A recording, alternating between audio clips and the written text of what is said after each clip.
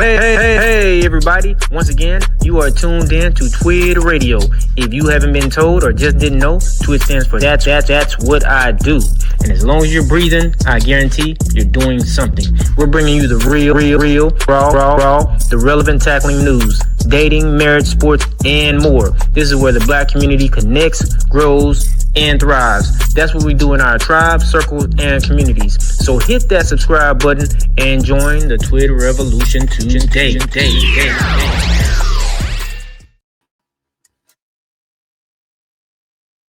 Family, once again, you are tuned in to TWID Radio, and you see the title, Has America Used Black Women to Keep Black Men in Their Place? Now, listen, family, we could do the inverse and say has, or question whether or not America has used black men to keep black women in their place, but maybe at a later date.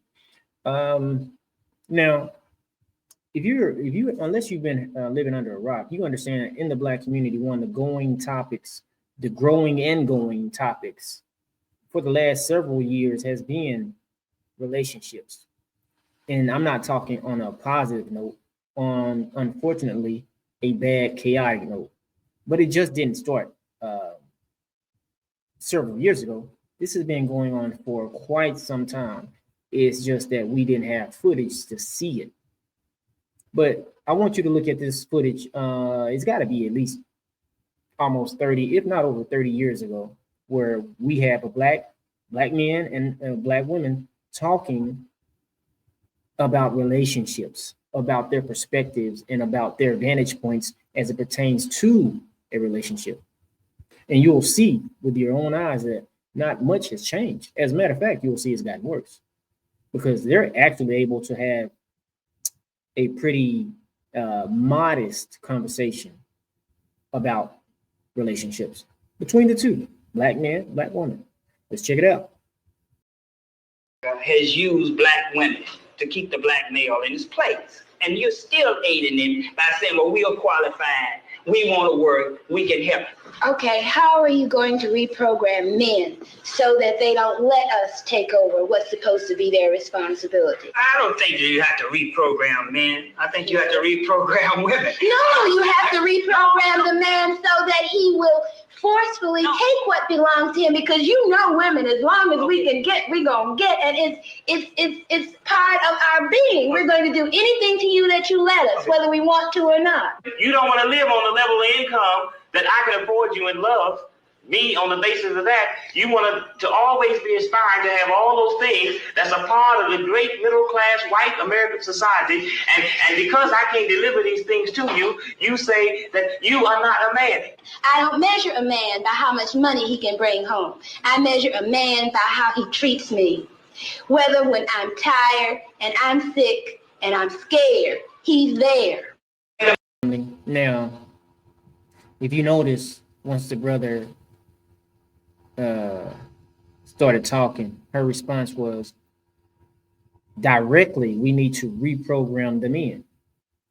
And then she says, reprogram him so he will forcefully take what's his. Now, that may seem a little somewhat distant, but it's really not, because if she was living in today's society right now and dealing with the same thing that she was dealing with 20, 30 years ago, she would be saying, you know, men, she needs a man who can handle her. Because that's what they're saying, women now. A lot of our women, we just don't know how to handle them. But she said it in a way where she's saying, reprogram men, change a man so that he will forcefully take what is his. Now, what is she talking about? She's talking about his leadership. Reprogram him to take his leadership. Reprogram him, to take his position. Reprogram him to be able to handle her. That's what she's saying. And the man is saying that, like that brother said, no, you need to reprogram the women. Why? Because I'm not going to take nothing. I want you to give it to me. If I take it, you know what I'm saying? The problem is going to be that I stole it. It was not given. If I take it, I'm going to be the blame. If I take it, you're going to have something else to complain about because I took it. And she said forcefully, I don't see, as men, we shouldn't have to take anything forcefully from our woman.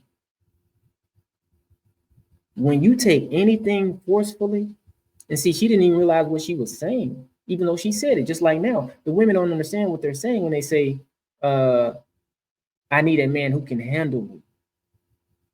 We don't want to handle you. But the topic is, has America used black women to keep black men in their place? And when you have a mindset like this, women, when you have a mindset like this, ladies, yes, because there's a place that you're trying to put us by way of telling us we need to be reprogrammed, by way of telling us we need to think like a man. And you see, she says reprogram. That's 20 plus years ago. Today it's think like a man. They're telling women, think like a man. For what? Why would you want to think like us? You see, so when you're talking about whether or not women have been used to keep black men in their place, yes, because our place and where we're supposed to be, we're not there. Where are we supposed to be? We're supposed to be the head. We're supposed to be leaders. We're supposed to be the guide. We're supposed to be the wise counsel in our community. We're supposed to be the protectors, providers. But how can we do that if our own women feel as though we need to be programmed? What they're saying is we're not doing our job right. And we're ultimately what they're saying is, hey, let us help you do your job. You can't handle me. And since you can't handle me, you can't properly do your job. So you see, women, you're setting us up to fail when you have that state of mind.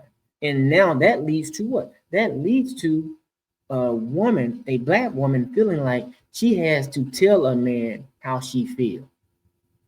That means she feels like now I got the right, you know what I'm saying, to be masculine because he's not doing it right.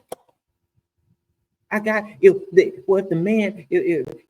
I'll submit to a man, you know what I'm saying, if he leads right, that's not how that works.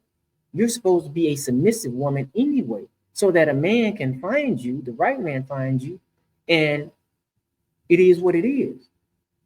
A real man don't need help being a man. It's in us. It's our God-given nature. A real man. And when I say a real man, I ain't talking about no perfect man. I'm talking about a man who understands, hey, who loves the idea of getting up, going to work, knowing that he's got people that depend on him. He's got people that need him. Knowing that, hey, the only way I'm going to go ahead and be able to successfully see this through is by the power of the Most High, because I might want to give out. I might want to give in. I might want to quit as a man, especially as a black man, because we carry the world on our shoulders. We don't ask for no praises. We don't ask for no applause, no cheers. That's just what we do. That's what I do. So we have that sentiment. So I don't care to or need to bash black women. Like I said, it's the question is, has black women been used to keep black men in their place? And if you look at it, by and large, if you look at the political arena, let's just look at the political arena. Who do you see mostly in the high places speaking for the black community? Black women. When you go to the churches, who do you see mostly? Black women. It's not that black men are ill-equipped. It's just we're looked over a lot, even by our own women. And we're not going to force it. We're just like, okay, man, I'm not that type of guy. But most men, they'll say, you know what? I know men who are on blood pressure medicine dealing with women because they got to fight. They got to fight. They got to, like she said. She just said forcefully. Our women in our generation are saying, handle me.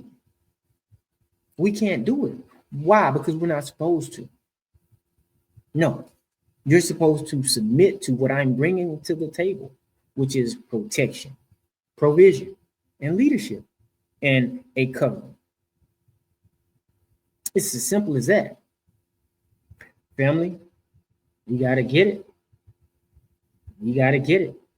And it starts with, I don't care what they say. I don't care what politics. I don't care none of that. Education.